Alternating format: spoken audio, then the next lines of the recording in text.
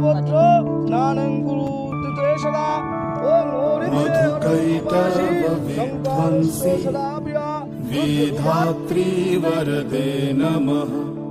रूपं देहि जयं देहि यशो देहि दिशो जहि।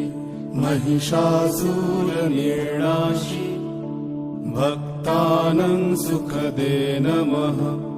रूपं देहि जयं देहि यशो देहि दिशो जहि। धूम्रनेत्रवधे देवी धर्मकामार्थदायिनी। रूपं देहि जयं देहि यशो देहि दिशो जहि।